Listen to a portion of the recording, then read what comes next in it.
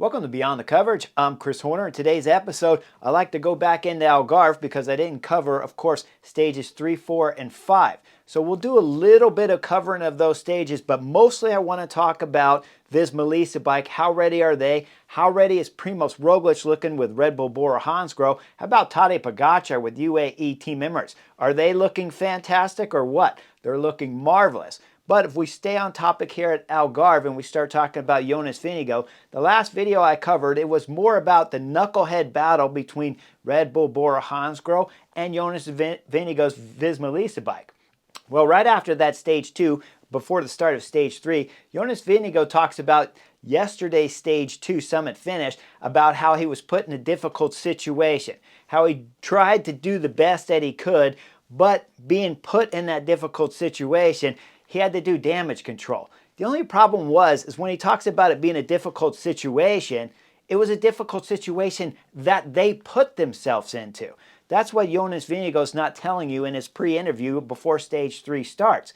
Visma bike put themselves in that interview. You don't have to be very intelligent to know teams are going to attack whenever they can, especially when we see the attack from Laurens de Plus on that stage 2, and then we see Ben Toulet going across with Nielsen Palace. That was the knucklehead situation that formed and then later put Jonas Vingegaard into trouble. Okay, if we want to go back and way up to the most basics, we'll say Wilco Kelderman's not quite on form, Sepp Kuss is not quite on form, Thies Benoot, he's riding pretty good for the way Thies Benoot should, but not Tour de France type form, but I was pretty happy with Thies Benoot. Certainly Sepp Kuss, Wilco Kelderman weren't on fantastic form.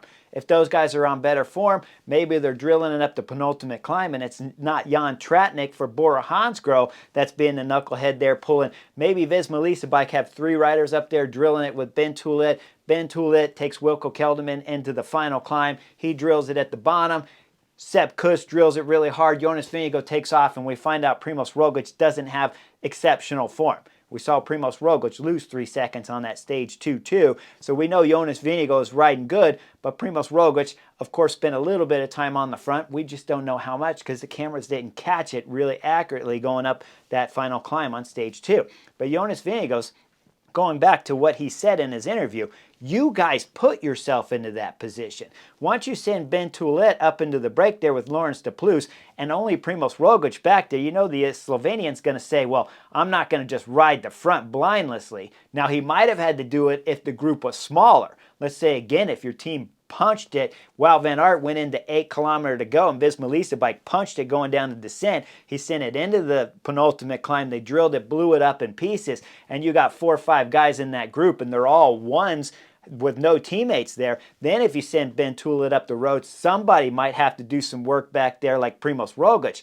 Then you get the ability to sit on. But when you have a big group of 25 riders with multiple teams, with Bahrain Victorious there, well, I could take you back to the Giro last year where Bahrain Victorious was pulling Tadej Pogačar around the Giro. So you know here at Algarve, they're going to do the same thing, which means what? It means Primoz Roglic doesn't have to sit in the wind. And that's what Visma bike was trying to do, is get Primoz Roglic to have to do some work.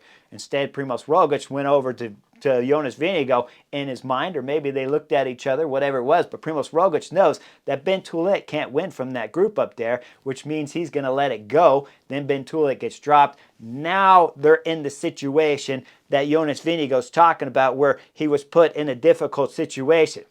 You were put in it, but you guys put yourself there is how it actually happened. So we get through that stage 2, and we know UAE Team Emirates with Jan Christian won the stage. We know Almeida went second on same time, and that was a bit of a knucklehead move there where I said, of course, Almeida needs to win that stage to get the 4-second time bonus. Instead, he's up 16 seconds on Jonas Vingegaard and not the 20 seconds that Jan Christian is up on Jonas Vingegaard, but UAE Team Emirates have first and second after that. We go into stage 3. I'm going to fast forward it all the way into the final corners where we see some crashes happening. And once we come out of the last corner there on the right side, well, after that, we got Jordi Meeus all the way on the outside, and we got Wout van Aert going on the inside. Jordi Mayus is a few rows back from the front. He's going to move over to the center there of the peloton. We're going to see Wout van Aert have a shot to latch onto the wheel of Jordi Mayus, but he can't quite do it as Jordi Mayus comes out to the inside now on the right side of the road, starts his acceleration there with a fantastic lead out. As he's got the lead out in front of him, he hits out with about 100, 125 meters to go, wins that stage. Wout van Aert loses the stage. As I back the film up, you'll see he got pinched off next to the fencing there because he didn't follow directly the back wheel there of Jordi Mayus from Red Bull Bora Hansgrohe. Funny thing was, I kind of called Red Bull Bora Hansgrohe knuckleheads for not bringing a bunch of climbers to place around Primož Roglič. Then they win the next day, but you're still knuckleheads because you brought Primož Roglič and he got isolated the day before. So I'm not changing my opinion on that. Now we go into stage 4. This stage was really weird. All of a sudden, Visma Lease bike is all over the front, drilling it with their whole team. Jonas Vingegaard's on the front. Now it's narrow, it's twisty a little bit, so it could be that the director sportif said, hey, it's kind of dangerous up here, so we're going to keep the team on the front, but it's more than they're on the front, they're drilling it really hard. Yet if I bring you back into stage 3 with 17 kilometers to go, that's Jonas Vingegaard at the back of the peloton there waving to the cameras, giving kisses to his family. I'm sure we're watching the race live. But what I'm getting at is they're always doing different tactics every day. And there's only one tactic to do when you have the best rider in the world at that particular race. UAE team members, Tadej Pogačar is the best rider in the world. We know that, but he's not here at Algarve. So again, it's stage 2. They hesitated employing the simplest of tactics of just riding the front for Jonas Vingegaard, who they should believe is the best rider in the world. Do we know on stage 2 if he's better than Primož Roglič? I absolutely can't answer that. The two are too close. But if you signed him, if you kicked Primož Roglič off your team, then you got to believe Jonas is. So ride the most simplest of tactics. Drill it, bring him in. But instead, stage 3 is at the back, hanging out back there, no problem. But stage 4, now all of a sudden they're all over at the front doing a different tactic. Yet when I take you in the finish of stage 4, Wout van Aert is still left with just one teammate around him at times, and all of his other teammates are off the back. Of course, Jonas Vingegaard had flatted once we got under 3 kilometers to go. We see the official give him the thumbs up, so Jonas Vingegaard knew he was going to get the same time as the front riders and could ride in easy, but still no teammates are up there helping Wout van Aert. And when we come into the finish of stage 4, well, we see Wout van Aert as it starts to widen up there, just under 200 meters, to go. He's on the left side. And then we see Milan Frinton there from the Cofidis rider come off the wheel of Wout van Aert, start to pass him, and then his back wheel's hooking the front wheel there of Wout van Aert, who almost crashes. Does a great job of keeping it up. Now, Milan Frinton from Cofidis ends up winning this stage. How he won it, I have no idea. The officials are a knucklehead on this stage. He should have been DQ'd from coming from the left side of the road to the right and taking out the front wheel of Wout van Aert's bike there. Instead, he gets the stage win. I don't know how that happens, but Wout finishes in the top 10. He's got some form, but not great form. Otherwise, you know, Milan Frinton there would have never been able to pass him with 175 meters to go. So Wout's not on fantastic form. But again, the tactics from Visma Lease bike are all over the place throughout these 4 days of racing. Now we get into stage 5, the individual time trial. Well, Wout van Aert, when he crosses the line, he puts himself in the hot seat with a blistering time over Soderqvist there of 28:36, 27 seconds faster than the Lidl Trek rider. But will this hold? Well, we start seeing other riders in the back going off, and Primož Roglič, when he crosses the line, he's way out of any chance of winning the general classification, as he's going to lose a ton of time to Wout van Aert, 38 seconds.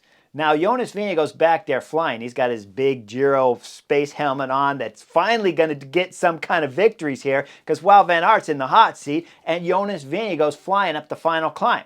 Final climb's just over 2 kilometers long, so Jonas Vingegaard's throwing down on the bike. He'll cross the line 11 seconds up on Wout van Aert to put him in the hot seat. When we start looking at the other guys back there, well, the only guys really left is going to be Almeida that has any kind of chance, but he's already in the red once we start getting to 200 meters to go. So Almeida's going to end up finishing second on the general classification. And then we look, it's Laurens de Plus, that's third, rounding out Algarve here, and not Primož Roglič. Primož Roglič will finish in the top 10, 8th at 53 seconds back from Jonas Vingegaard's time. So Red Bull Bora Hansgrohe came in with Primož Roglič not exactly riding 100% on form.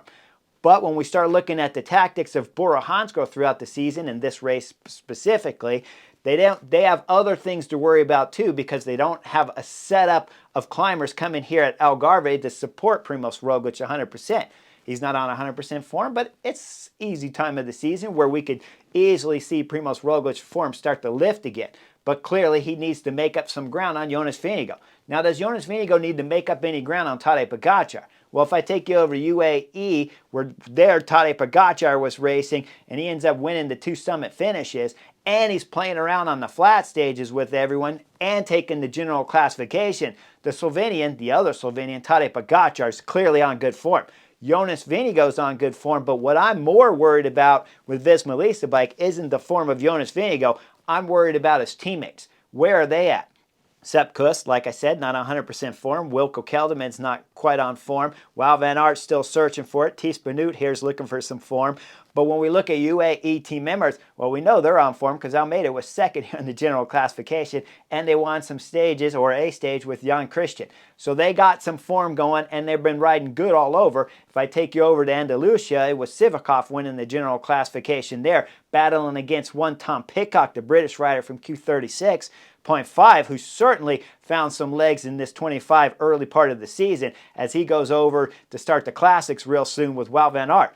But Visma Lease bikes got to start getting their tactics more in play with the right way to race their bike, so Jonas Vingegaard doesn't have to give those ridiculous interviews about being put in a difficult situation that they put themselves or let themselves be put into, certainly on stage 2 here of Algarve. He's just got to wait for some teammates to come up there so that they can start matching UAE team members. Otherwise, Visma Lease bike right now look about the way they did last season, where they just don't have the riders to quite compete against UAE team members. Of course, Matteo Jorgensen, we haven't seen him going here at Algarve either, so maybe that American rider is going to be on good form too. But either way, UAE team Emirates, Tadej Pogačar is flying with the same kind of form, if not better, than Jonas Vingegaard, and his teammates all around him are better and stronger. So tactically, they have some cards to play if they don't want to go against Jonas Vingegaard one-on-one with Tadej Pogačar.